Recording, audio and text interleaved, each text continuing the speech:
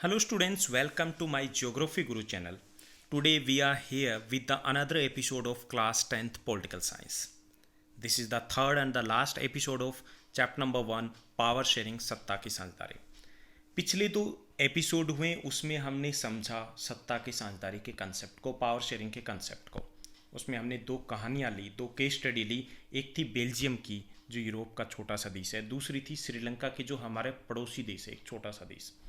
दोनों कहानियों से हमने समझा, कुछ निष्कर्ष निकाले और हमने निष्कर्ष ये निकाला कि सत्ता की साझेदारी है उसके परिणाम हमेशा सकारात्मक रहते हैं, उसके परिणाम सुखद रहते हैं. और सत्ता की साझेदारी का मतलब ये कतई नहीं होता कि शक्तियाँ कम हो जाती है या कमजोरी है. सत्ता की साझेदारी जितनी अधिक की जाती है देश में उतनी अधिक एकता बढ़ती है, देश का आर्थिक विकास उतना ही अधिक तेजी से होता है. ये दो कहानियों से हमने समझा. आज का जो हमारा एपिसोड है उसमें हम दो इम्पोर्टेंट क्वेश्चन करने वाले हैं आपके एग्जामिनेशन के पॉइंट ऑफ व्यू से. पहला, सत्ता की साझेदारी आवश्यक क्यों है, और दूसरा हम समझेंगे कि सत्ता की साझेदारी के विभिन्न रूप कौन से हैं, यानी कि अगर करनी हो तो कौन कौन से तरीके से सत्ता की साझेदारी की जा सकती है, शक्तियों का बंटवारा किया जा सकता है. चलिए आज के एपिसोड की शुरुआत करते हैं. हम सबसे पहले हम जानने की कोशिश करेंगे why power sharing is desirable. Power sharing सत्ता की साझेदारी वांछनीय क्यों है, आवश्यक क्यों है. तो इसके कई सारे कारण हैं कि हमें सत्ता की साझेदारी क्यों करनी चाहिए. तो पहला जो कारण है कि सत्ता की साझेदारी इसलिए आवश्यक है क्योंकि इससे विभिन्न सामाजिक समूहों के बीच में तनाव की संभावना कम हो जाती है, संघर्ष की संभावना वो कम हो जाती है. बेल्जियम की कहानी पढ़ी आपने, श्रीलंका की कहानी पढ़ी आपने. आपने देखा कि श्रीलंका में सत्ता की साझेदारी नहीं की गई. क्या हुआ? संघर्ष हुआ, गृह युद्ध हुआ. बेल्जियम में सत्ता की साझेदारी की गई, क्या हुआ? वहाँ पर शांति की तरफ देश चला गया. तो संघर्ष को कम करने के लिए हमें सत्ता की साझेदारी करना आवश्यक है.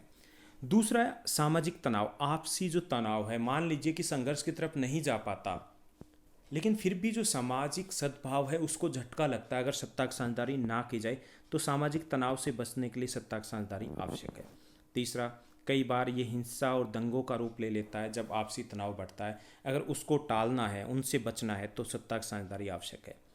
देश की विभाजन को रोकने के लिए श्रीलंका में हमने देखा देश की विभाजन की नौबत आ गई थी.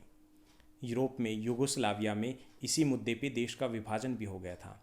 तो इस विभाजन को रोकने के लिए भी सत्ता की साझेदारी आवश्यक है. समाज के विभाजन को रोकने के लिए, समाज में किसी प्रकार के समूह ना बने, उसके लिए सत्ता की साझेदारी आवश्यक है. देश में शांति व्यवस्था बनाए रखने के लिए भी सत्ता की साझेदारी अति आवश्यक है. हमने देखा बेल्जियम, वहाँ पर शांति व्यवस्था बनी हुई है.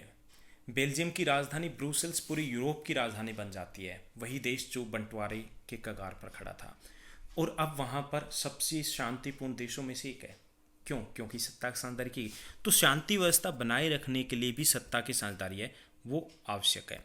इसके साथ साथ राजनीतिक स्थिरता है उसको सुनिश्चित करने के लिए कि वहाँ पर गवर्नमेंट और स्टेबल रहे, तो उसके लिए भी किसी प्रकार के आपसी तनाव ना हो, देश में सब कुछ सुचारू रूप से चलता रहे, उसके लिए सत्ता की साझेदारी अति आवश्यक है.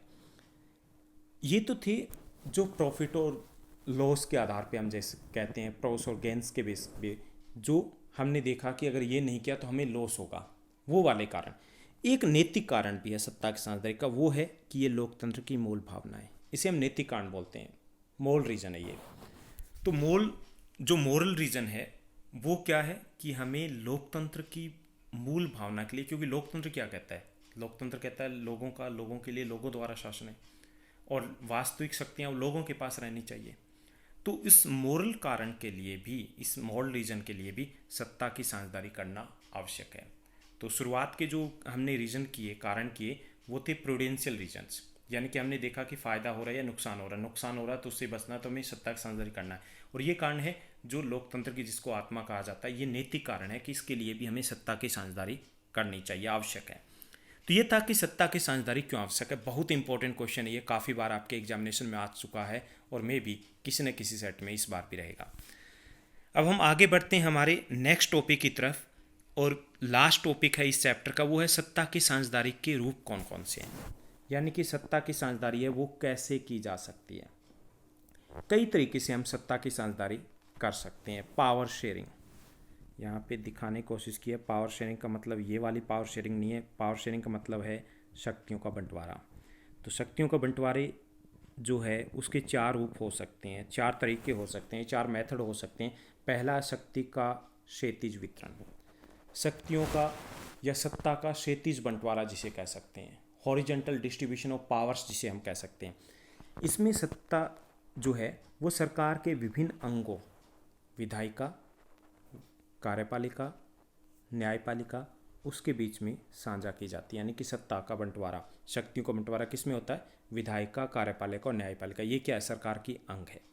विधायिका का प्रमुख कार्य है कानून बनाना, कार्यपालिका के कानून को लागू करना, न्यायपालिका का कार्य होता है न्याय प्रदान करना। तो इनके अलग अलग कार्य बांट दिए जाते हैं और ये एक दूसरे के ऊपर नियंत्रण भी रखते हैं और एक दूसरे की अपनी अलग शक्तियां भी होती है। तो इसे हम शक्तियों का क्षैतिज बंटवारा बोलते हैं। तो पहला तरीका तो यह कि सरकार के विभिन्न अंगों के बीच में शक्तियों का बंटवारा कर दिया जाए, उनकी स्वतंत्र शक्तियां रहे। तो ये पहला तरीका है जिससे शक्तियों का बंटवारा किया जा सकता है। जैसे कि भारत है, उदाहरण के तौर पे हम लें तो भारत में न्यायपालिका, कार्यपालिका और विधायिका, उनकी अलग अलग शक्तियां और अलग अलग उनके कार्य हैं जो संविधान के द्वारा निश्चित किए गए हैं। ओके। दूसरा तरीका है शक्तियों का वर्टिकल डिस्ट्रीब्यूशन ऑफ पावर, ऊर्ध्वाधर लंबवत वितरण। इसमें होता है सरकार के विभिन्न सत्रों के बीच में सत्ता की साझेदारी। अलग अलग जो लेवल होते हैं गवर्नमेंट के, जैसे सेंट्रल गवर्नमेंट, स्टेट गवर्नमेंट और लोकल गवर्नमेंट, उनके बीच में शक्तियों को बंटवारा किया जाता है। यानी कि उनकी कुछ शक्तियां सेंट्रल गवर्नमेंट के पास रहती है, कुछ जो शक्तियां हैं वो शक्तियां स्टेट गवर्नमेंट के पास होती है, कुछ शक्तियां हैं वो दे दी जाती है लोकल गवर्नमेंट को। तो जैसे पूरे देश में, हमारे देश में पूरे देश में सेंट्रल गवर्नमेंट है, फिर स्टेट लेवल पर स्टेट गवर्नमेंट है, तो उनकी अलग अलग शक्तियां हैं। यूएसए की बात करें, चाहे हम यहाँ पर भी इंडिया का एग्जाम्पल दे सकते हैं, भारत में भी ऐसा ही कुछ है। तो ये दूसरा तरीका है, यानी कि उनकी अलग अलग शक्तियाँ निर्धारित कर दी गई, तो एक हाथ में एक सरकार के पास शक्तियाँ नहीं है। जैसे हम तीसरे लेवल की बात करें तो सरपंच गांव में चुने जाते हैं, पंच चुने जाते हैं, तो उनके पास भी काफ़ी सारी शक्तियाँ होती है, काफ़ी सारे कार्य वो करते हैं। तो ये शक्तियों का बंटवारा है। तीसरा है विभिन्न सामाजिक समूहों के बीच में सत्ता की साझेदारी। सामाजिक समूह जैसे धार्मिक या भाषाई समूह हैं, उनको भी कुछ हद तक शक्तियाँ दी जा सकती हैं। हमारे देश में जैसे पिछड़ा वर्ग आयोग या इस प्रकार के आयोग बनाए गए हैं जो कुछ हद तक उनके पास शक्तियाँ होती है, जो वास्तव में देखते हैं कि क्या किसी प्रकार का यहाँ पर कुछ गड़बड़ तो नहीं हो रहा, कोई अन्याय तो नहीं हो रहा, किसी को दबाया तो नहीं जा रहा। तो ये भी एक शक्तियों के बंटवारे का, सत्ता की साझेदारी का रूप होता है। या उससे बेहतर हम एग्जाम्पल ले तो हम बेल्जियम में जो कम्युनिटी गवर्नमेंट थी, सामुदायिक सरकार थी, उसको शक्तियाँ दे दी गई। तो ये किसका एग्जाम्पल है? विभिन्न सामाजिक समूहों के बीच में शक्तियों को बंटवारे का उदाहरण है।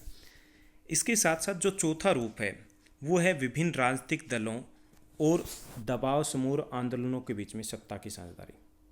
राजनीतिक दल, दबाव समूह और आंदोलन है, उनको भी कुछ अधिकार दे दी जाए। अधिकार का मतलब ये नहीं कि वो डिसीजन ले पाएंगे, लेकिन अगर किसी लोकतांत्रिक देश में किसी को भी शांतिपूर्ण विरोध करने का अधिकार है, प्रदर्शन करने का अधिकार है, तो वो भी एक तरीके से शक्तियां हैं उनके पास, क्योंकि वो सरकार की गलत नीतियों का विरोध कर सकती हैं।